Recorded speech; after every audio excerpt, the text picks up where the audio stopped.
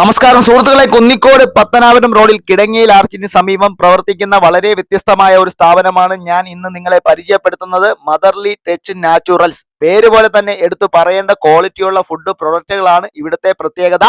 അപ്പോൾ ഇവിടുത്തെ ഐറ്റംസ് ഒക്കെ നമുക്കൊന്ന് പരിചയപ്പെടാം. ഞാനിപ്പോ ആദ്യമായിട്ട് പരിചയപ്പെടുത്താൻ പോകുന്നത് നമ്മളെ കുട്ടികൾക്ക് ഹെൽത്തി ആയിട്ട് എത്രത്തോളം ഇരിക്കാവോ, അപ്പം കുറുക്ക് സ്റ്റാർട്ട് ചെയ്യുമ്പോൾ യൂസ് ചെയ്യുന്ന ഓരോ ഐറ്റംസും ആണ് ഇപ്പം ഞാൻ പരിചയപ്പെടുത്താൻ പോകുന്നത്. നമ്മൾ ഏറ്റവും പ്രാധാന്യം കൊടുക്കുന്നത് നമ്മളെ കുട്ടികളുടെ ഫുഡിലാണ്.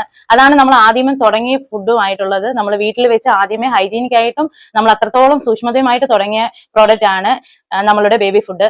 1 ഇയർ മുതൽ മേളിലോട്ടുള്ള കുട്ടികൾക്ക് കൊടുക്കാൻ പറ്റിയതാണ് ragi, beetroot, carrot, ragi carrot mix. അത് കഴിഞ്ഞിട്ട് നമ്മളുടെ ഫസ്റ്റ് സ്റ്റാർട്ടിംഗ് ഫുഡ് നമ്മൾ ആദ്യമായിട്ട് മക്കൾക്ക് കൊടുക്കുമ്പോൾ തുടങ്ങുന്ന ഫുഡാണ് ഏത്തക്കയാണ് നമ്മൾ ഫസ്റ്റിലെ ആദ്യം കൊടുക്കുന്നത്. ഏത്തക്ക, കണ്ണങ്കായ, പൂവപ്പൊടി, റെഡ് ബനാന, സ്വീറ്റ് പൊട്ടാറ്റോ ഒത്തിരി അധികം ഗുണങ്ങളുണ്ട്. നമുക്കത് ഇപ്പം കുറുക്കായിട്ടോ പിള്ളേർക്ക്, അല്ലെങ്കിൽ കുറുക്ക് കുടിക്കാൻ കുറച്ച് കഴിയുമ്പോൾ ഒരു ബുദ്ധിമുട്ട് കാണിക്കുന്ന പിള്ളേർക്ക് ദോശമാവിൽ മിക്സ് ചെയ്ത് കൊടുക്കാം, ഏറ്റവും അനുയോജ്യമാണ്. അതേപോലെ തന്നെയാണ് റാഗിപ്പൊടി നമുക്ക് സെപ്പറേറ്റ് റാഗിപ്പൊടിയും ഉണ്ട്, റാഗി മുളപ്പിച്ചതും ഉണ്ട്. കാൽസ്യം ഏറ്റവും കൂടുതൽ അടങ്ങിയിരിക്കുന്നത് മുളപ്പിച്ച റാഗിയിലാണ്. എല്ലാവരും പ്രഗ്നന്റ് ആയിട്ടിരിക്കുമ്പോൾ പാല് ഇട്ട് കുടിക്കുന്ന നമ്മളെ കുങ്കുമപ്പൂവും നമുക്ക് അവൈലബിൾ ആണ്.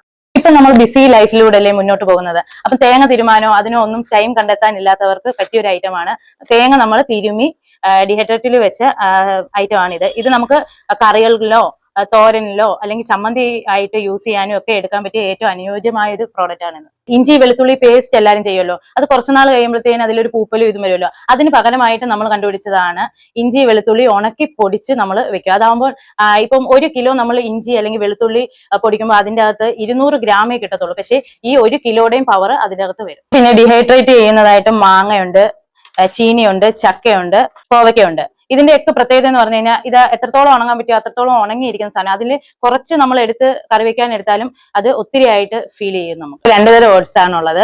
റോൾ ഓട്സും സ്റ്റീൽ കട്ട് ഓട്സും ആണ് നമുക്ക് ഇവിടെ ഉള്ളത്. അണ്ടിപ്പരിപ്പ്, ബദാം, ഡ്രൈ ഫ്രൂട്ട്സ് എല്ലാം, സീഡ്സ് എല്ലാം അവൈലബിൾ ആണ്. അതേപോലെ തന്നെ ഷുഗറുകാർക്ക് ഏറ്റവും അനുയോജ്യമായിട്ടുള്ളതാണ് കുക്കീസ്, റസ്ക്, മില്ലറ്റ് പൗഡർ എന്ന് പറയും. ഇത് നമ്മൾ പാലില് 1 സ്പൂൺ കലക്കി കുടിച്ചു കഴിഞ്ഞാൽ ഷുഗർ കൺട്രോൾഡ് ആവും. പിള്ളേർക്ക് നമ്മൾ കുറുക്കില് ഇപ്പം മധുരത്തിന് പകരം എല്ലാവരും ഫസ്റ്റിലെ 6 മാസം കഴിയുമ്പോൾ യൂസ് ചെയ്യുന്നത് പനങ്കൽക്കണ്ടമാണ്.